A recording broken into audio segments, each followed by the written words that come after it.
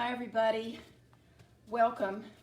It's Thursday afternoon and we're more than halfway through the month of February. Can you believe it? I can't believe it at all. I'm gonna tag a few of my friends here so we can invite them to join us. And it's kind of a beautiful, beautiful, beautiful day in Florida.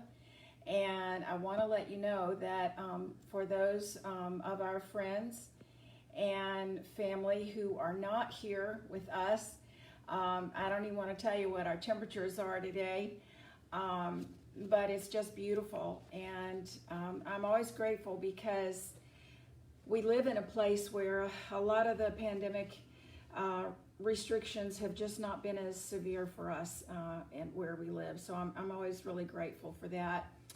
And I even hate to continue on these topics because I know we're all so tired of it and so burned out. But I feel like that sharing some information that I see is helpful.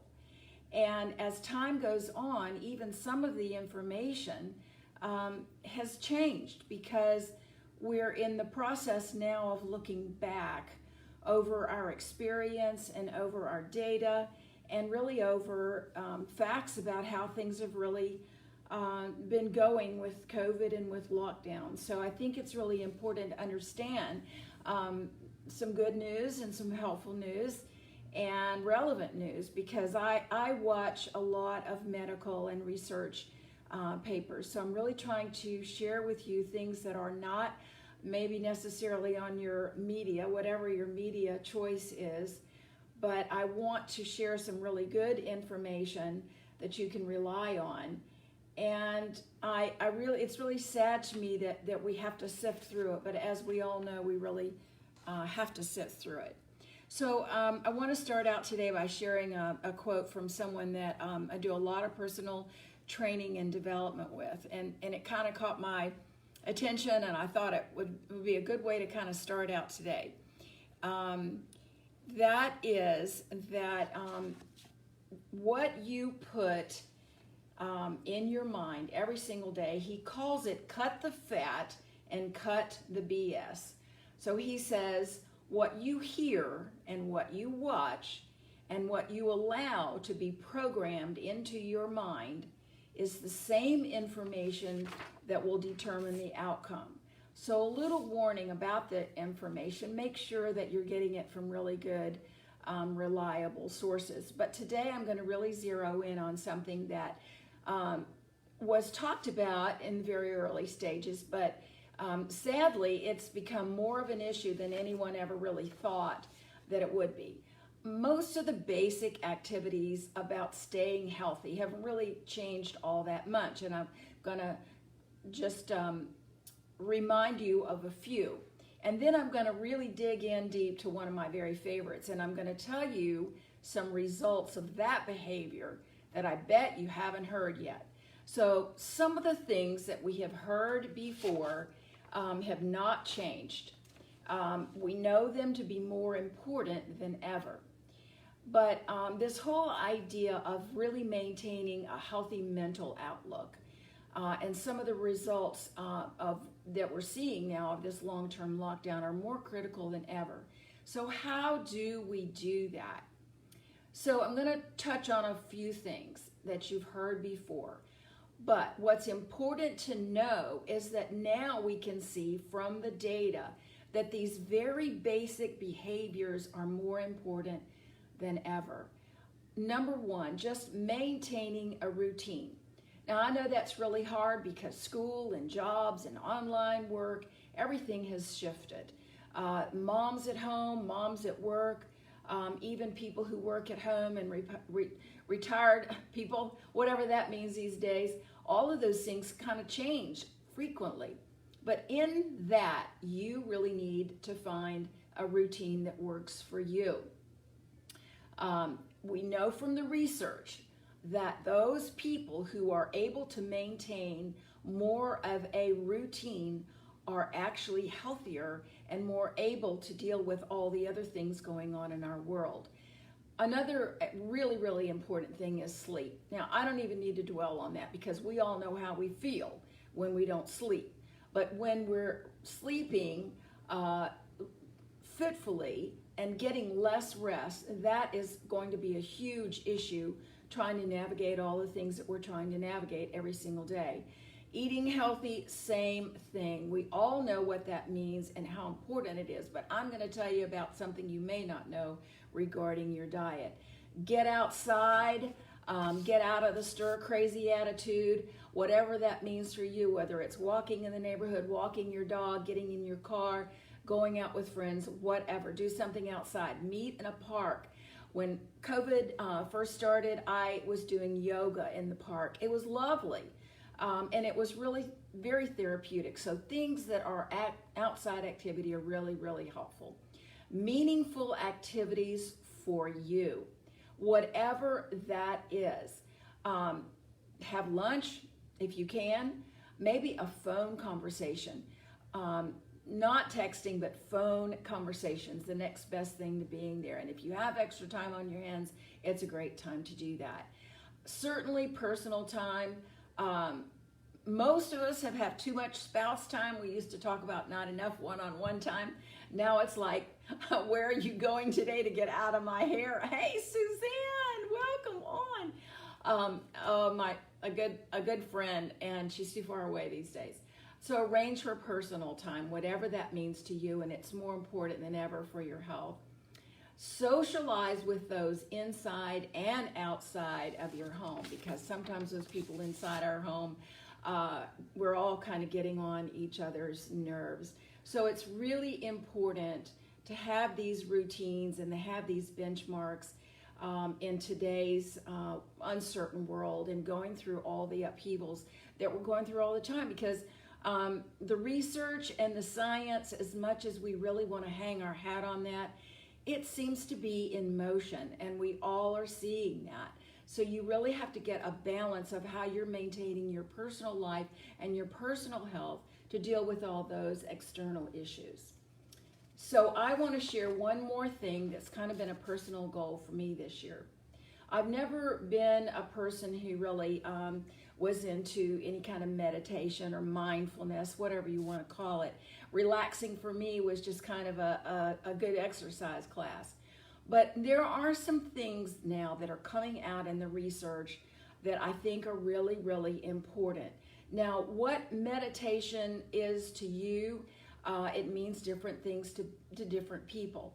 I'm not talking about maybe a scripted meditation.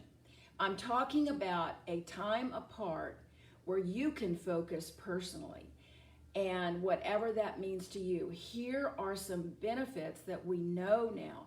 Now, every one of these benefits that I'm sharing with you, I have a lot of notes on the research on where it came from, and I'm always happy to share my research for you. But number one, this is a real surprise to me. I mean, I know it in the deep medical side of it, but this was a new thought.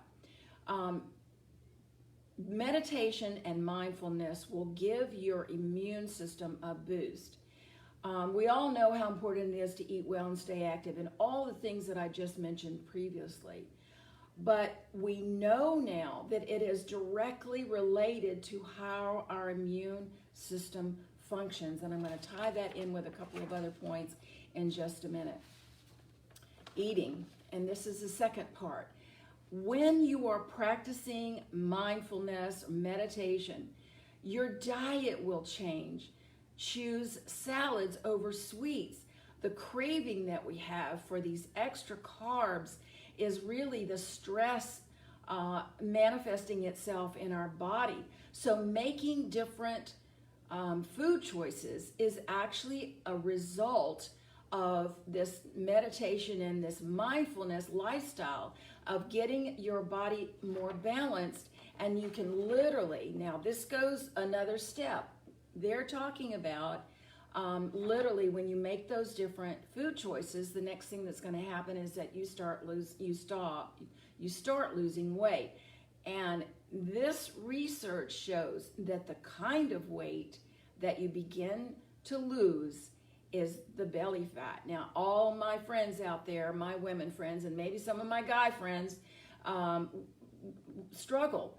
And this is part of this understanding that when the healthy mind, the chemical reactions that are going on in your body are going to cause or mitigate these kinds of cravings. I think that is absolutely amazing, and I just love sharing this kind of information.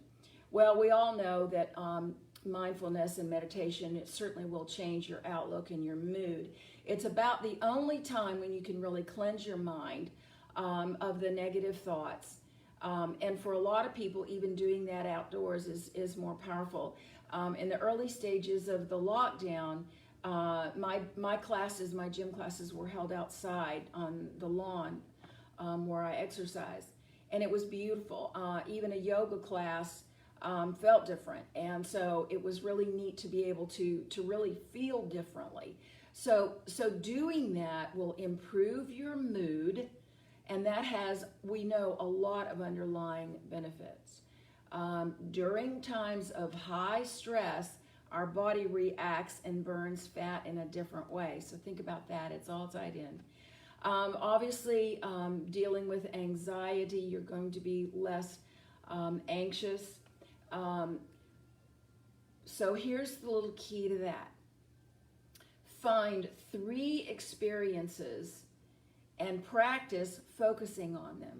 Now, it might be an experience of a really great vacation, or maybe some scenery that you've seen, or maybe a more personal experience. Having those 3 things that you can use to focus on will actually help you deal with stress and anxiety. So you're consciously making a list of the positive and putting aside the negative. Also, setting up a regular practice to do this will help you structure your day, which we already touched on. And according to the research here, it helps you avoid vices. Well, depending on what your vice is, that's certainly, we know that people turn to a lot of bad vices when they feel a lot of stress and anxiety. So maybe this focus and this meditation will really help that in a conscious way. Sleep, absolutely. We also know that unknown fears can cause us to lose our sleep. And as I mentioned before, with these constant changes, we think we know the science, and then it changes. We think our kids are going back to school, and then it changes. So all of these changes cause sometimes a little bit of an anxiety that we're not even really aware of.